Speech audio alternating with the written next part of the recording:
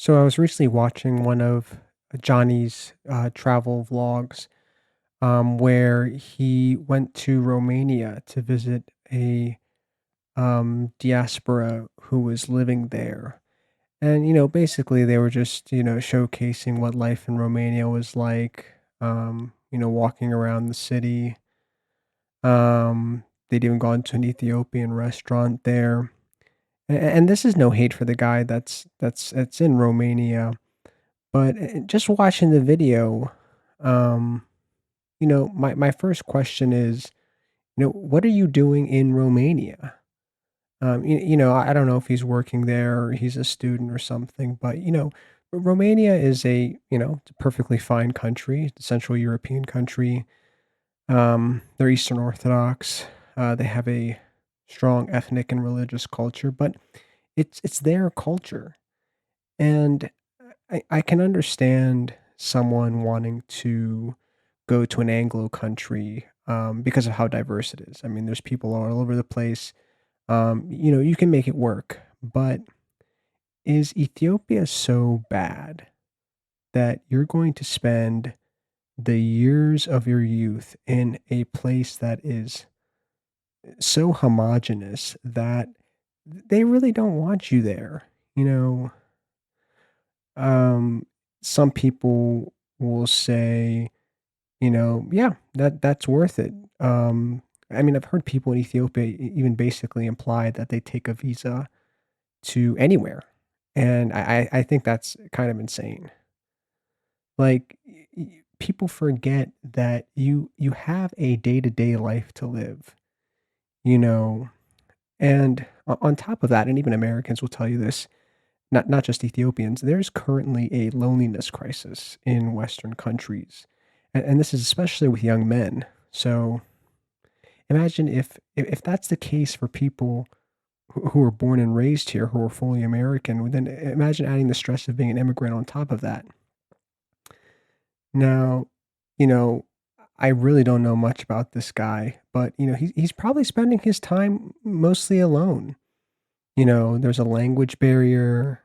He's, you know, most likely going to be discriminated against because he'll be viewed as, a migrant or something who's taking resources from the country. And, it'll be very difficult for him to establish relationships there. So, okay, you make money and more money than you would in Ethiopia, but you're wasting precious years of your youth, and for what?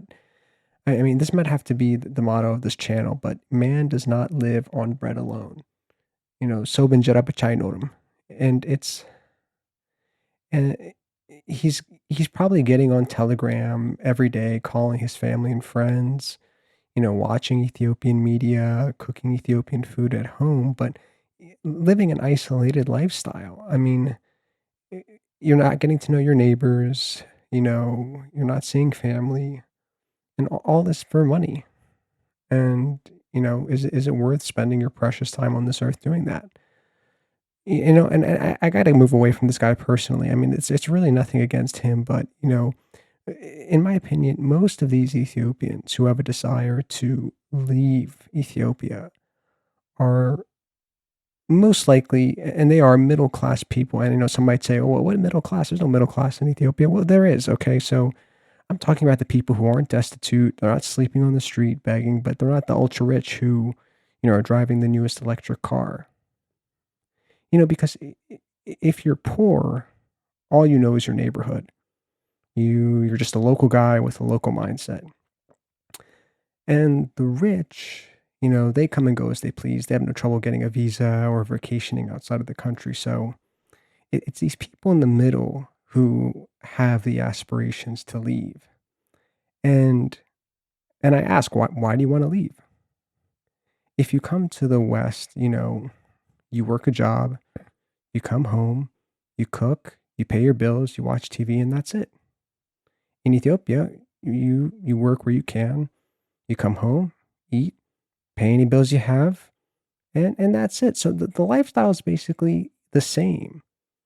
So what's the difference? And I think the real answer to the question is that it's not a need, it's a want for a feeling of a higher standard of living, you know, especially if you're an Addis, it's not like you're in danger, you're not starving. It's just you want to feel better about yourself materially, and there's nothing wrong with that, but let's be honest about that fact. And, you know, based on your actions, if you're actually able to leave the country, you're implying that that potential material benefit is better than what you have there, better than your family connections, better than your religious community.